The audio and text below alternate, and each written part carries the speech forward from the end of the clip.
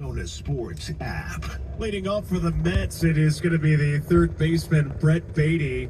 And first pitch to Beatty is a strike. We are tied at 1 in the top of the fourth inning. And our guest today, Hall of Famer Randy Johnson. Before we went to break, you kind of brought up something about your 20 strikeout performance, and I wanted to ask you, as the 0-1 is rolled over right side, and Vargas sliding has it, and quickly throws to first in time. What a nice play for the first out of the fourth inning. There are some institutions that do not recognize your 20 strikeouts because the game went 11 innings. And they look at the record as saying, well, those 20 strikeout games were in 9-inning games. You still struck out 20 batters in the 9 innings. I heard that. I heard, that had come up. That discussion had come up. Clemens, Kerry Wood. Yeah.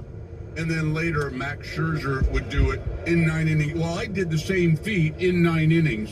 The only difference is our game went into extra innings. I don't know what the problem is. I felt the same way. I could have struck out more, if I go out for the 10th, 11th inning. But I matched the record in the same amount of time as the record was set in. So and you did it. I don't lose any sleep over it. Well, that's good. You did it in 124 pitches. I imagine it was a light day's work for you. What's that? 124 pitches? Yeah, that was an easy day. I was coming out of the bullpen the next day. No balls. These kids, they have no idea what they're capable of doing if they put their minds to it, and if their body's conditioned for it. That's the biggest thing. Your body's got to be conditioned for it. Or if they're able to be able to do that. Yeah. We see so many guys now. I mean, you had 4,800, 75 strikeouts in your career, but you would not, I assume, define yourself as a max effort pitcher. You were a guy that still, if you needed to rush it up, of course you could, but it was, especially in the latter part of your career, it was about getting ahead. It was about locating fastballs, so that way that slider played a little bit better as well. Yeah, there was games where, I didn't have good velocity or a good breaking ball, and they work, hand in hand. That's why I struck out people, is because I would get ahead with my fastball and then strike them out with my breaking ball. Highlights being in that 20 strikeout game, a lot of them probably came on my breaking ball. But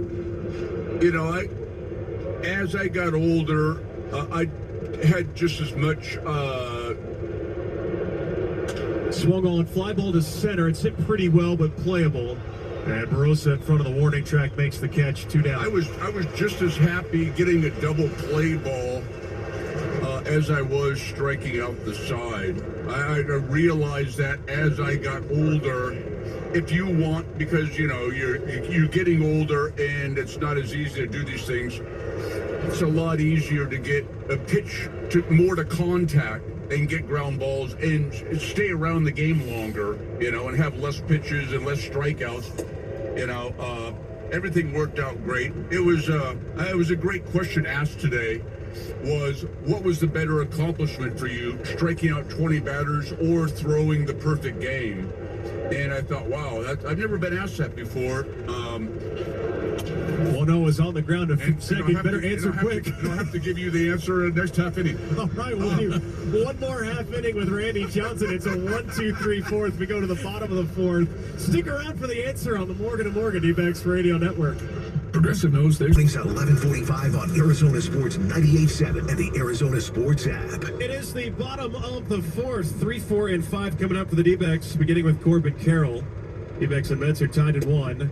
And Carroll takes the first pitch strike. Chris Garagiola alongside Tom Candiotti and the well-known Hall of Famer Randy Johnson is in the booth with us tonight, talking a little 20 strikeout game. That's just milk and disappearance, aren't I? Oh my! Well, fortunately we pay you by the appearance and not the ending. Otherwise, you've been out of here after I'm the getting third. paid by the pitchers right now. No, I like it. He gets this game moving along. So the question was that I was asked today was picking between the 20 strikeout or the perfect game, and I thought, wow, that's an amazing question. I've never been asked that before.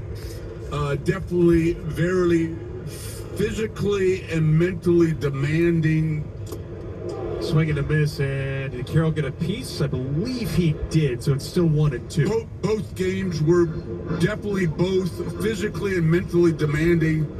The 20 strikeout game, I was 37. The perfect game, I was 40. Oh, that's amazing. So I was leaning towards and pitching in Atlanta outside in the humidity. And I struck out, I think, 11 in that game, if I'm not mistaken, or 12, something like that. So I think I went with the perfect game because I was a little bit older and, the elements of Atlanta. But I have the right of refusal to change that opinion in 3 months when I come back up here again. 2-2 pitches inside and hit Carroll. We can do that. That's a hit by pitch. So the leadoff man is aboard. Well, the great thing is that 20 strikeout game, that was only in May. Great things were in the waiting, that we were working ourselves towards, for the World Series. That was really, really special. Here's Adrian Del Castillo, first pitch swinging a foul, and the count is 0-1. I really only have one more question specific to the 20 strikeout game, and that is as you were getting deep into the game, 7th inning and the 8th inning, you had to know that you were getting closer. And so when you took the mound to start the 9th inning, was your sole focus, I got a chance to get 20, I got to just buzz through these guys? Because, the game was tied also. It was a huge spot as well. I think because I had done... came close on 3 other occasions, striking out 18, striking out 19 on 2 different occasions.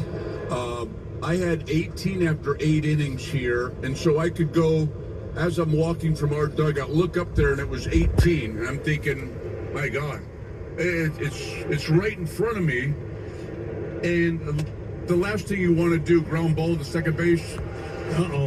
Turn 1, and they get 2.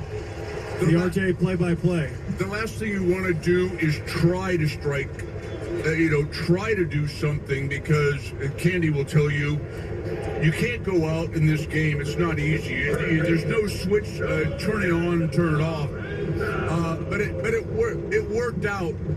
I gave up 3 hits, and I asked the TV people today, did I have anybody in a count that I should be kicking myself? One was a 3-2 count, no big deal.